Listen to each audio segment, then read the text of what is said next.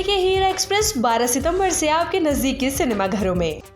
गुरुग्राम में मेट्रो विस्तार परियोजना के तहत भूमि पूजन कार्यक्रम का आयोजन किया गया। यह आयोजन गुरुग्राम के सेक्टर 44 में बड़े उत्साह और जनसमूह की उपस्थिति में संपन्न हुआ। इस मौके पर केंद्रीय मंत्री मनोहर लाल, मुख्यमंत्री नायब सिंह सैनी, केंद्रीय राज्य मंत्री राव इंद्रजीत सिंह और हरियाणा के उद्योग एवं वाणिज्य मंत्री राव नरबीर सिंह सहित कई वरिष्ठ नेता और अधिकारी मौजूद रहे। कार्यक्रम की शुरुआत पारंपरिक विधि विधान से हुई, जिसमें भूमि पूजन कर मेट्रो विस्तार कार्य की औपचारिक शुरुआत की गई। इसके बाद आयोजित सार्वजनिक सभा में केंद्रीय मंत्री मनोहर लाल और मुख्यमंत्री नायब सैनी ने जनसमूह को संबोधित किया। मुख्यमंत्री नायब सैनी ने अपने संबोधन में मेट्रो विस्तार परियोजना के महत्व को रेखांकित करते हुए कहा कि परियोजना केवल परिवहन के साधनों को मजबूत करने की दिशा में नहीं, बल्कि आर्थिक और सामाजिक विकास के नए द्वार खोलने की दिशा में भी एक बड़ी पहल है। उन्होंने बताया कि मेट्रो नेटवर्क के विस्तार से गुरुग्राम और राष्ट्रीय राजधानी क्षेत्र के अन्य हिस्सों के बीच आवागमन सुगम होगा, जिससे व्यापार, शिक्षा और रोजगार के अवसरों में बढ़ोतरी होगी। इससे पहले मुख्यमंत्री सैनी ने सेक्टर 43 स्थित पावर ग्रिड में कष्ट निवारण समिति की बैठक की अध्यक्षता की। इस बैठक में कैबिनेट मंत्री राव नरबीर सिंह, गुरुग्राम विधायक मुकेश शर्मा और सभी संबंधित विभागों के अधिकारी उपस्थित थे। बैठक में कुल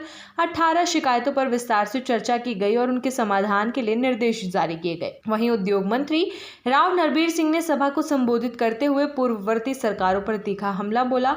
उन्होंने कहा कि याद करिए 2014 से पहले का समय, जब कांग्रेस की सरकार थी, उस समय भी गुरुग्राम राज्य को सबसे अधिक राजस्व देता था, लेकिन नए और पुराने गुरुग्राम के बीच ऐसा अंतर था जैसे हिंदुस्तान और पाकिस्तान के बीच होता है। उन्होंने वर्तमान सरकार द्वारा गुरुग्राम के समग्र विकास के लिए किए जा रहे प्रयासों की सराहना की और कहा कि मेट्रो परियोजना इस दिशा में एक महत्वपूर्ण कदम है। वहीं भूमि पूजन और जनसभा के बाद मुख्यमंत्री नायब सिंह सैनी ने जिला विकास एवं मॉनिटरिंग कमेटी की बैठक भी ली। इस बैठक में जिले में चल रही कई विकास परियोजनाओं की प्रगति की समीक्षा की गई। साथ ही भविष्य में शुरू की जाने वाली योजनाओं पर विस्तार से चर्चा की गई।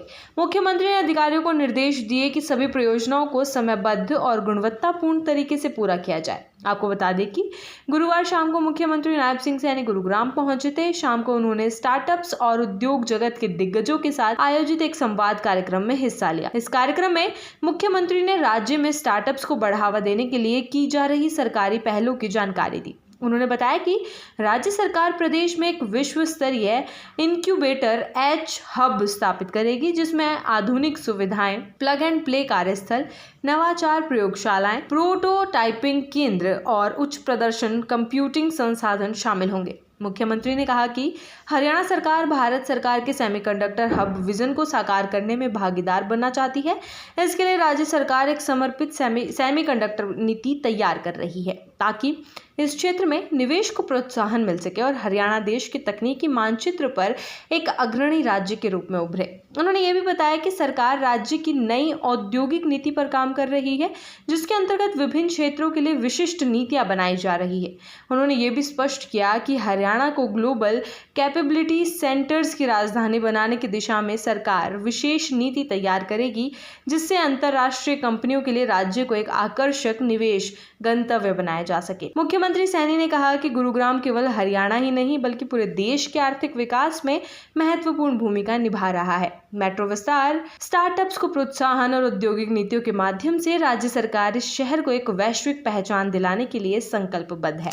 देखिए हीरा एक्सप्रेस 12 सितंबर से आपके नजदीकी सिनेमा घरों में।